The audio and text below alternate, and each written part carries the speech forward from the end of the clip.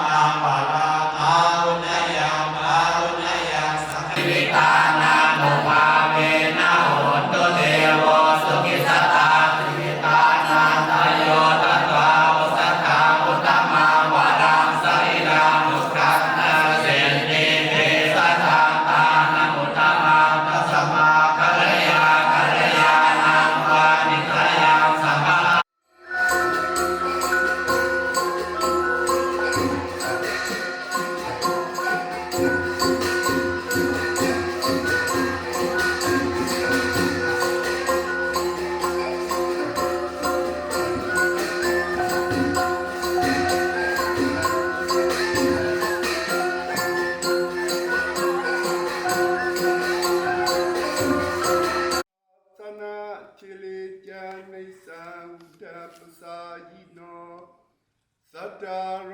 ธรรมาวุตติอายุวันโนสุขังบาลังสาธุสาธุ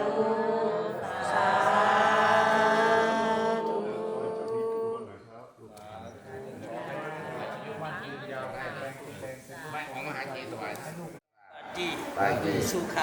ขะตะกันตาอันนี้ประธานรวยในโลกที่สุดนะรวยในโลกสุดๆจำได้ไหมล่ะยกโป้นั่นน่ะได้จับได้หมดแน่ที่สุขะสัมปติเขาของเงินคำสัมปติในโลกในมิติสุขะสัมปติสุขะสัมปติตากันตาที่ญาติโยมเนี่ยอยู่ลายย่องชิงใหม่ชิงรายลำปุ้งลำปางอันนี้มิติให้ลูกกับไว้เดียว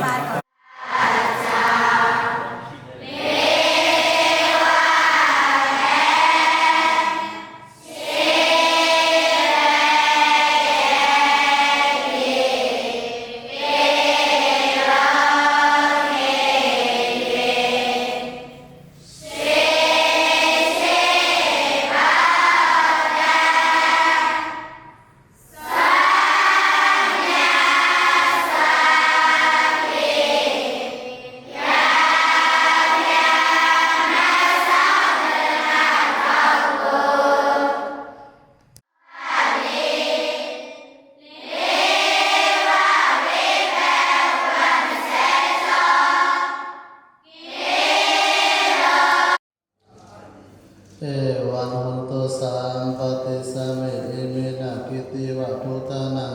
ภูลาภลังภานานาสัพพะปาริวาลตาเนนะอภิจัสสะคาลนะ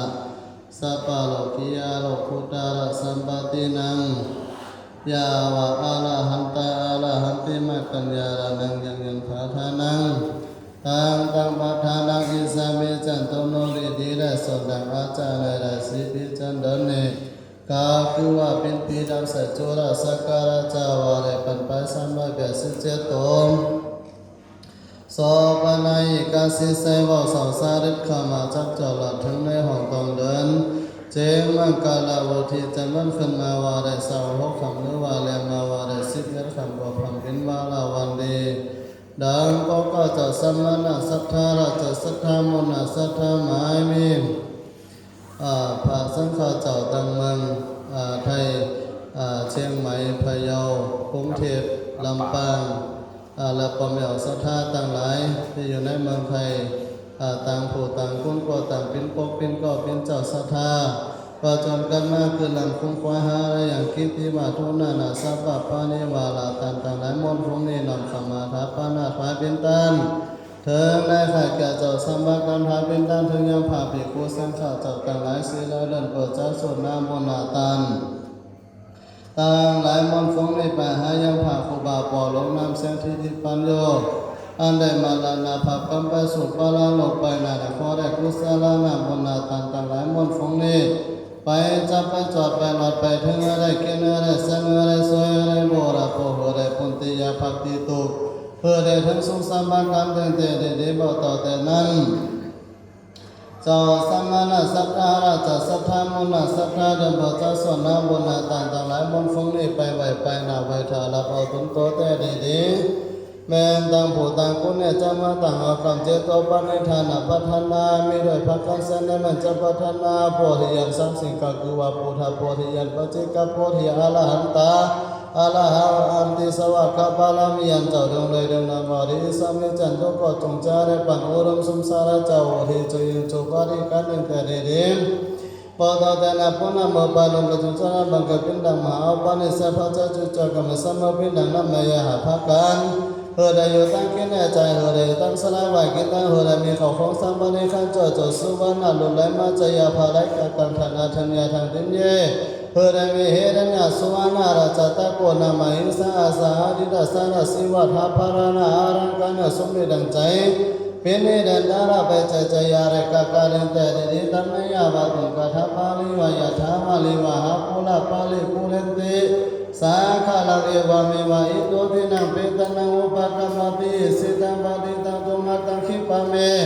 วาสามิจัตโตสาเปปุเรนโตสังฆปัจจันโตปนาราโสยถามาเนโจติระโสยถาสัพพิติโยวิวาจันตุสัพพะโลกวินาสันตุมาเตภาวะตันตาลโยสุขิริขายุโกภาวะอภิวาตานาสิริสานิจังวราปัจจายโนจัตตาโลธรรมาวะทันติอายุวันโนสุขังปะลังเทพธิดากำลังเข้าวงเรียบร้อยป๋าบอกว่านางฟ้าบริวารของป๋าทั้งนั้นป๋ายิ้มมีความสุขนะครับตอนนี้กระเป๋าป๋าสั่นแล้วกระเป๋าของป๋าสั่นแล้วป๋าบอกไม่ไหวแล้วอยากจะหยิบเงินออกมาเลยตอนนี้ขอคุณแม่จีปานินีได้นำคณะของเราคุณแม่กิ๊กครับคุณแม่กิ๊กได้นำคณะนางฟ้าจากเมืองไทยเรามารับวงกับพี่น้องเมืองยองหน่อยเข้าวงกันหน่อยนี่แหละนางฟ้าตัวจริงกันมาหมดแล้วเหมือนจะง่ายแต่ยากอยู่นะเนี่ยเดินหน้าถอยหลังอะไรอย่างนี้มาอยู่โอ้โหลำเสร็จแล้วตาวามุนีต่อเดนเดชสายภาวันตุเตชยามังกรานีอุคิตาคากามาติยาตังสุขาโลเนนตตาวะกีปะกาปุริมาลาวันตังอิทัพพีสังฆตมโนจิตตาวามุนีต่อเดนเดชสายมังกรานีกักกะกัตมุตตาลาวิยกัมพิริยากิจจยทุทาวาจนะสยังกายมาเสสมตุลโสมาวิทินังตัวแดนเนตสาพระมันโรเดจยามังการานิสัจจังวิยามาริสาจังกวัตังเกตุ โลภิตามานาติยันทโพตปัญญาภ